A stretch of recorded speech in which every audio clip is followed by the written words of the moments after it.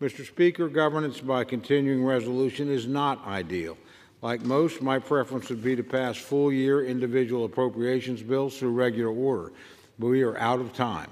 We cannot afford a shutdown, which would be greatly damaging to our national security, to critical government programs, and to the American people, not to mention the enormous cost of government shutdowns. This institution is failing. It's failing to do the one core thing it's supposed to try to figure out what to do. And that isn't the spending bills. It's actually defending the United States of America, securing the border of the United States, doing what the Constitution actually prescribes, what the preamble lays out, securing the blessings of liberty. We're not doing that. And we end up in a vicious circle every single year, the same vicious circle. And the American people are watching, and they're wondering, why on earth cannot the 435 people sent here to represent them figure out how to do what every other family and business and nonprofit in the United States has to do? And the short answer is, it's because we can and do print money. We irresponsibly continue to spend money that we do not have, that we have not collected, and we continue to retreat to the corners of our safe political spaces and hide behind them in order to try to sell something to the American people. I yield myself such time as I may consume, and let me first say a thank you to the gentleman from Oklahoma for allowing me the 10 minutes time. I'm much appreciative. I rise in support of this continuing resolution, which will avert a costly and pointless government shutdown and provide Congress with the time required to enact bipartisan full-year funding bills for 2025. We require a continuing resolution to keep the government open because House Republicans chose to squander the second session of the 118th Congress by writing extreme and harmful funding bills based on Donald Trump's Project 2025 manifesto, 7 of which the House did not even consider because the majority knew the bills did not have the votes to pass on the floor of the House. It is never ideal to govern with a continuing resolution, but this is a responsible and sober measure that avoids many of the problems that would have been created with a 6-month funding bill. After the continuing resolution is enacted, the appropriations committees should begin bipartisan negotiations to finish full-year bills by December 20th. This will be a difficult task. We must address significant shortfalls in veterans' health care, disaster relief, and other priorities. These problems demand bipartisan solution, and so we must drop poison pill riders and massive cuts to the services that American families depend on so that this Congress can finish its work. No matter who wins in November, we owe it to the next Congress and the next president to not saddle them with yesterday's problems. We know where we must end up, and it is my hope that this bill will provide the bipartisan momentum needed to arrive there. My colleagues on this side of the aisle tend to hide behind national defense and say, well, we must do this, and therefore we must spend more money that we don't have in order to accomplish the goal of defending the United States, which, by the way, I would question whether we're actually defending the United States when our borders are not secure. My colleagues on the other side of the aisle have never met a program they don't want to advance to make another promise that we can't fully honor to the American people in the form of some additional welfare payment or additional bunch of free stuff. But yet we never pay for any of this. Not a dime. We are taking in $4.5 to $5 trillion, and we're spending $6.5 to $7 trillion. Like, what are we doing? I mean, it's absurd. And the American people look at us and they go, what on earth is wrong in Washington? We end up back at the same spot every single year. This year, the Speaker put forward a proposal that would have had the continuing resolution extend into 2025 and then would have guaranteed that we know that only American citizens vote in American elections, in federal elections. You can't complain that the games are going on and then play games. That's the truth. I appreciate the Appropriations Committee chairman for working and trying to work across the conference, across the entire body to figure out how to get something done. We passed 5 appropriations bills. It's better than none, it's not 12. Last year we passed 7 appropriations bills. Better than none, not all 12. The Senate, led by our Democratic colleagues over there, have passed 0. Not one. Not one appropriations bill has the Senate sent out of that chamber to this chamber. So who is it who's serious about wanting to do our job? Because I will say that despite my concerns, publicly stated concerns about some decisions on this side of the aisle, the truth of the matter is that had our Democratic colleagues been in charge of this chamber, what we would have seen is a massive increase in spending. The non-defense spending would have gone up, whereas we have kept it flat. The defense spending that did go up, we paid for out of the IRS expansion. We pulled that back so you didn't have IRS agents in your living rooms if you're a middle-class taxpayer. And we took COVID money and we paid for that defense increase. And we were able to stop what the Democrats would have done, which would have passed legislation in the name of border security that would codify the dangerous release of individuals onto the streets of the United States that have led directly to the death of Americans. I could go down a laundry list of examples of non-citizens voting and our colleagues on the other side of the aisle not caring about it, wanting to continue to fund an executive branch that is refusing to follow the law, blatantly disregarding asylum laws, blatantly disregarding parole laws to endanger the American people. That's why some of my colleagues here, by the way, didn't want to support a CR, because they don't want to fund an executive branch that's at war with the people. Because if you're a Texan, and now increasingly across the country, like Lake and Riley in Georgia, or Kayla and Rachel in Maryland, you can't help but believe that this administration is in fact at war with your well-being. You have gangs now operating in Dallas, gangs operating in Colorado. You've got expansive criminal activity and fentanyl pouring into our streets. And we're not doing anything about it as the Article I branch that is set here to check the Article II executive branch.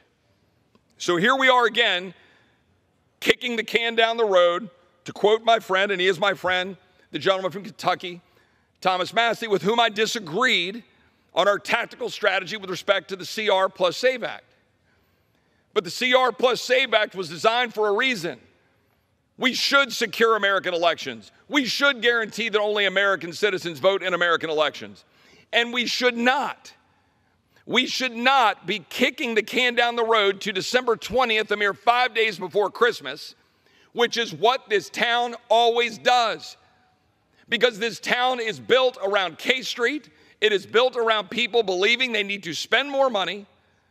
And when we do that, then we just take another chunk out of the hide that is the fabric of this country, racking up more debt. Mr. Speaker, I rise in reluctant support of H.R. 9747, which does the bare minimum to avoid a government shutdown, keeping the bus moving only until we ultimately face another Republican-induced funding crisis just before Christmas. But I say reluctant support because for some unknown reason, this bill lacks a crucial $12 billion that we direly need for the Veterans Health Administration. No one in the majority has come to even remotely close to explaining why. Not Speaker Johnson, not Majority Leader Scalise, not even my counterpart on the Veterans Affairs Committee, Chairman Bost. Not a single person can articulate why we aren't helping veterans right now in this vehicle. We know VHA requires this funding to be able to care for veterans, and we know Congress will provide this money eventually. So I'm baffled as to why we are waiting. We can and should be doing it now, yet the bus remains stuck in the station. What do we gain by holding veterans' health care hostage to the majority's political whims? The answer is nothing. And yet we still wait, our wheels spinning round and round, and veterans and their families are left in the lurch. Mr. Speaker, how much longer must we continue to idle while the majority party deludes themselves into thinking they can govern? This has been the least productive Congress in modern history. The majority can't even convince its own members to support its own bills. And the Speaker's no buses, anti-omnibus screed was as predictable as it was unrealistic in a divided government. Democrats have been repeatedly called upon to be adults in the room and keep this body functioning. So let's drop the pretense, work together on legislation we know has broad support, and I can think of nothing that has broader consensus than funding veterans' health care. I implore my colleagues to get on board the bus and stop throwing veterans under the bus, and let's provide funding to the Veterans Health Administration as soon as possible. Thank you, Mr. Speaker, and I yield back. I reserve. The gentleman reserves. The gentle lady from Connecticut reserves. The gentleman from Texas is now recognized. I thank the chair. I would note that the reason that there's a question about veterans funding is because despite the observation and protests of many on at least this side of the aisle, that the PACT Act, which was passed, I believe, 2 years ago, was not going to be able to deal with the claims against it and would create funding problems in addition to this massive mandatory block of funding. And this was all laid bare, and now here we are. And we've got to pay the piper. And now you got to say, okay, well, we passed the PACT Act with this kind of open-ended amount of funding, all in the name of doing something righteous that we all want to do to care for veterans who were harmed with burn pits, but we did it the worst way possible because we're Congress and that's what we do. We identify a problem and we come up with literally the worst possible solution you can come up with, and then the American people kind of look at you and go, well, here we are again. So you got to go write a check like we did last week for $3 billion. And then guess what happens? The CBO, in all of its infinite wisdom, will come forward and actually, with a straight face, say something about the baseline and how that $3 billion that we needed to appropriate really doesn't cost anything and doesn't score.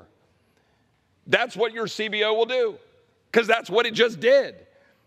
And guess what? The $12 billion that we're talking about and the additional veterans money that we know we're going to go ahead and fund that the gentleman was just referring to. CBO will say the same thing. They'll say it again. They'll say, well, mandatory spending, we have baseline, it's already built in, this doesn't cost anything. Well, then why do we have to appropriate it? Why do we have to come down here and write the check? This is why you're $35.6 trillion in debt, ladies and gentlemen, because nobody here is serious. At what point are we going to actually be serious?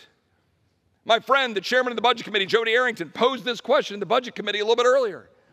Are we ever going to come together and have an actual conversation? Are we just going to say every tax cut, no matter what it is, magically pays for itself? Let me give a little hint to Republicans. They don't all pay for themselves. They don't. It's simple math. Some tax cuts do, because they create economic growth. Some tax cuts don't. So can we be serious about that on this side of the aisle? Can my colleagues on the other side of the aisle admit that there's any limit at all to another feel-good program that they want to pass to be able to go buy votes because they put a nice little title in the bill? I doubt it. And that's why we're $35.6 trillion in debt. My colleagues on the other side of the aisle are committed to wide open borders, endangering the American people. They're committed to wide open borders, allowing non-citizens to vote. And they wouldn't even allow us to move the legislation on the appropriations bills to try to make sure we solve that problem. Chuck Schumer has a bill right now, the SAVE Act, that he won't bring to the floor of the Senate. That's a choice. So my colleagues on the other side of the aisle are for open borders, spending money we don't have, watering down our national defense with woke priorities and DEI and critical race theory. All true. So no, I am proud of the debate being had on this side of the aisle, sometimes with strong disagreement. But we are, in fact, each 1/435th of 1/2 of 1/3 of this federal government. So we have to figure out how to come here and figure out how to work together to get this done. With that, I yield back the balance of my time. Mr. Speaker, I just want to ask my colleagues to please support this continuing resolution. We have an obligation in this chamber to rule, to govern, to say to the American people, We're here on your behalf. You sent us here. You put your faith and your trust in us. The legislative process is not one where one gets everything that they want. It is about compromise. It is about coming together to recognize that we do have this obligation and this responsibility. It would be nice to say, I didn't get what I wanted, so I'm going to take the ball and go home. That's not the responsible thing to do. This continuing resolution, as I said in my remarks, it's a somber document. It achieves some goals. There are some areas that have not been covered, that need to be covered, like disaster relief, like the $12 billion shortfall for veterans. But we have a process to undertake as we move forward, and that is hammering out the 12 appropriations bills which fund the U.S. government. That is our responsibility. If we do not do this today, the government shuts down. We don't suffer. We continue to get our paychecks. Maybe if there was a threat of a furlough for members of Congress, the outcome might be different. But there are men and women out there who serve this country whose economic stability is in jeopardy. And we hold that in our hands.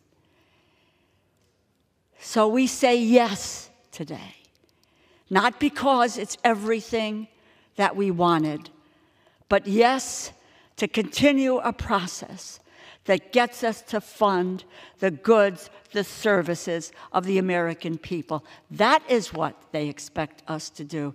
They expect us to govern. That is what this bill about is today.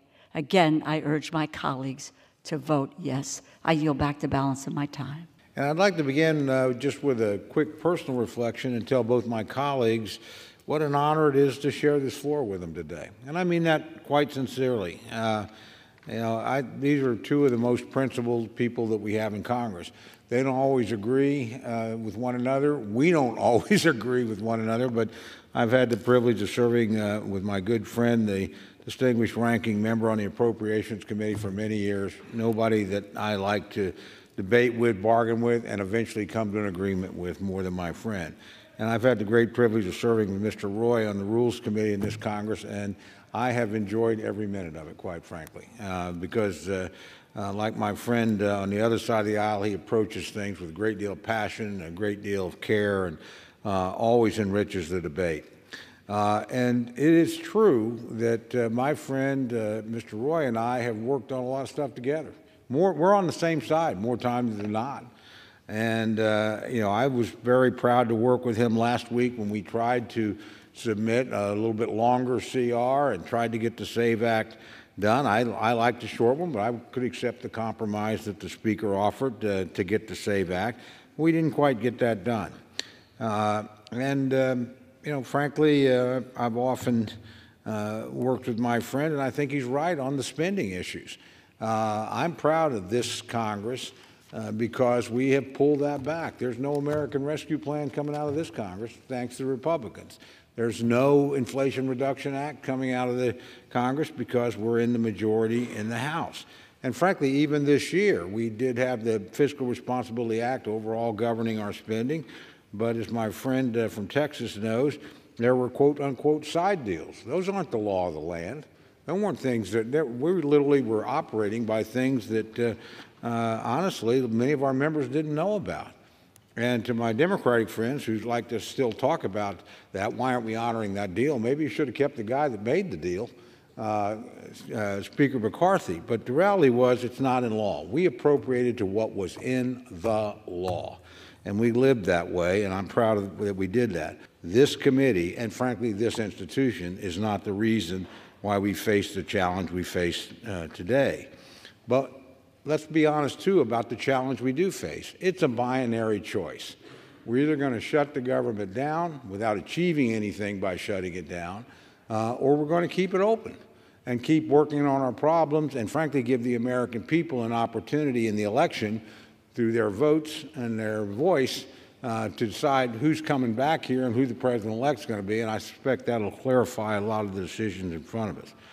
I agree with my friend from Connecticut. I am not for shutting down the government. It is a disservice to the American people. We inconvenience them. We endanger them. Our responsibility, if we can't come to an agreement, is to still keep the country safe, still keep it operating, and frankly continue to work on and allow the American people to intervene and tell us what they want us to do. So, Mr. Speaker, pretty clear to me, the right thing to do is to join together in a bipartisan sense, and later we hope in a bicameral sense, and pass this bill. Keep the government open and functioning. Let the American people make a decision a few weeks from today and then return. And I agree with my friend Connecticut. I would like to finish our business before the end of the year. I don't know if that's possible, but I agree very much. The next president and the next Congress should not be forced to do the work of this administration and this Congress. They should be able to start. They're going to have plenty of problems. They're going to come here in a dangerous world. President-elect is going to have to create a budget, get their people in place, and rewrite the tax code. Let's not throw a potential government shutdown in front of them as well.